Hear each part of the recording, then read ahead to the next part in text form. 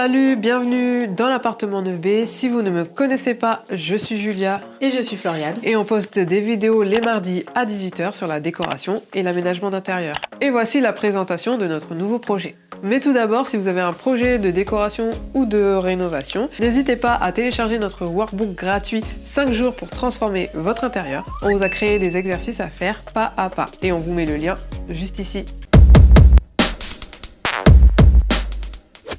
Comme vous le savez, en ce moment, on rénove la maison de pêcheurs de Julia. Si vous avez loupé les vidéos, on vous met le lien juste ici. Eh bien, on double le plaisir parce qu'on a un nouveau projet. Et je suis toute excitée de vous le montrer car on va vous présenter mon nouvel appartement. C'est un appartement de 85 mètres carrés qui se situe au dernier étage d'une petite copropriété. L'immeuble a été construit en 1930 et l'ancienne propriétaire y a habité pendant 30 ans. Ce qui fait qu'il est vraiment dans son jus et il n'a jamais été remis aux normes. J'y ai emménagé avec ma famille parce que je viens d'avoir mon premier enfant. Bon, du coup, on a un petit peu un challenge puisqu'on habite dans les travaux. C'est surtout à ne pas reproduire si vous avez un enfant, mais là, on n'a pas eu le choix. Donc, on essaie de faire un maximum de travaux quand il n'est pas là. Faire des travaux avec des enfants en bas âge n'est pas tâche facile. Pensez tout d'abord à leur sécurité en sécurisant votre chantier. Limitez l'accès aux pièces en cours de rénovation. Ne laissez pas de fil électrique accessible et d'outils à portée de l'enfant. Il faut prendre en compte que faire des travaux relâche souvent des coves. Je ne vous cache pas que si vous avez la possibilité de organiser vos travaux avant d'emménager, c'est le mieux. Sinon, essayez d'envisager de faire garder vos enfants avant d'emménager. Si vraiment vous n'avez pas le choix, vous pouvez organiser vos travaux une pièce après l'autre pour cantonner la poussière. Dans l'idée, j'aimerais revendre cet appartement dans 3 à 5 ans. Donc je souhaite le revaloriser de façon à ce qu'il puisse plaire à un maximum de personnes tout en lui donnant un petit caractère singulier. Si vous envisagez la revalorisation de votre bien immobilier, misez d'abord sur une base plutôt neutre que vous allez venir personnaliser avec les accessoires et le mobilier. Et comme ça, vous pourrez l'emporter dans votre prochain projet. Pensez à tout d'abord bien soigner les finitions et à apporter des solutions concrètes dans les aménagements. Et pensez également à choisir des matériaux de qualité dans les pièces d'eau, car ce sont ces pièces qui font le plus peur en rénovation. Je vais commencer par vous présenter l'entrée de l'appartement. Donc c'est une entrée qui mesure environ 6 mètres carrés. Personnellement, j'aime bien les entrées, donc je ne souhaite pas tout ouvrir vers le séjour. Mais c'est vrai que ça peut être une solution pour ne pas perdre d'espace. Mais ici, c'est pas un problème parce que toutes les pièces en fait sont de bonne taille. Par contre, en termes de luminosité, j'aimerais créer une verrière mi-hauteur. Mais c'est un projet à étudier parce qu'en fait, le mur est peut-être porteur. Comme l'entrée est quand même très grande, on aimerait bien y attribuer une fonction comme par exemple la fonction bureau. Si vous avez une grande entrée, essayez de lui attribuer une autre fonction que simplement une pièce de passage. Pensez à des fonctions secondaires comme le rangement ou un bureau. Ainsi, vos mètres carrés ne seront pas perdus. L'avantage de cette entrée, c'est qu'en fait, elle distribue toutes les pièces. Elle donne accès au séjour, la chambre, la cuisine, les toilettes et un placard. On va maintenant voir la cuisine. Ici, on est plutôt dans une cuisine dînatoire. Il y a largement l'espace pour y mettre une table pour y manger. En plus, elle bénéficie de nombreux rangements, ce qui est vraiment un plus. Par contre, il y a du gaz qu'on va couper.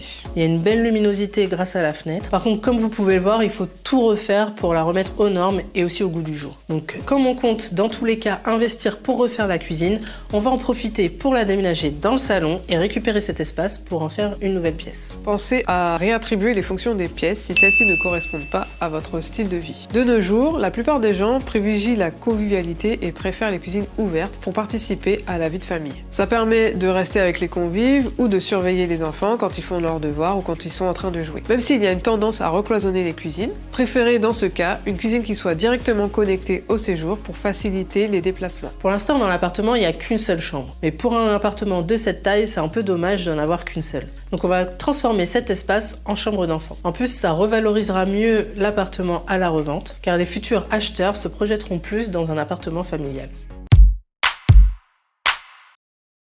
Maintenant, passons au séjour. Vous pouvez admirer cette magnifique tasse-pisserie, la moquette ainsi que l'espèce de crépi au plafond. Non mais, blague à part, on en oublierait presque les superbes ouvertures. En fait, ça assombrit tellement la pièce qu'on ne remarque même pas qu'il y a des si grandes fenêtres. L'enjeu ici, ça va être de redonner de la lumière à cet espace et aussi du caractère.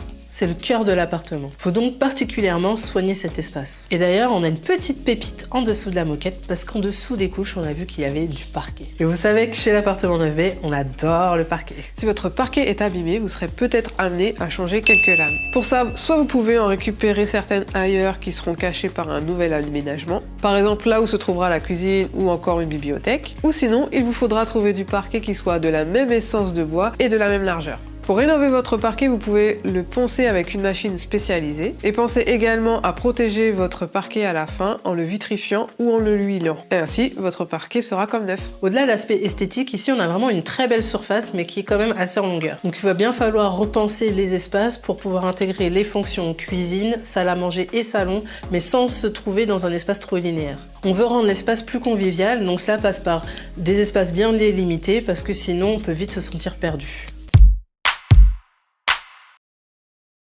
Voilà maintenant la seule chambre qu'il y a pour l'instant dans l'appartement. Elle bénéficie des mêmes caractéristiques que le salon, c'est-à-dire une grande fenêtre qui fait que l'espace sera lumineux après la réfection des revêtements. On a aussi du parquet sous la moquette et surtout, elle est très spacieuse. Pour l'instant, il n'y a aucun rangement dans cette chambre, ce qui est un peu dommage. On va donc devoir penser à y intégrer un dressing.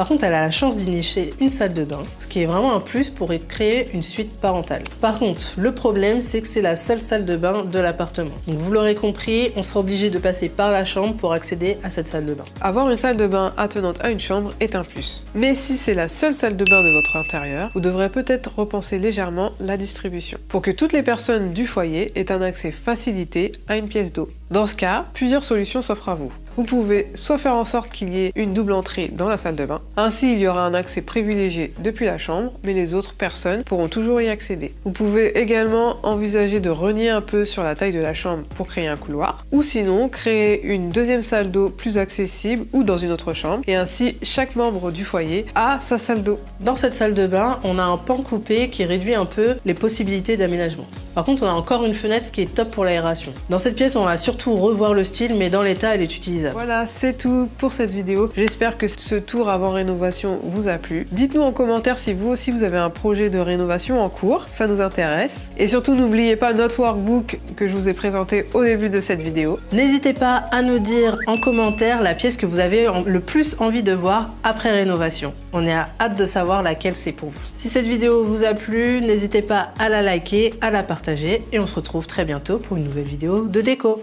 Bye!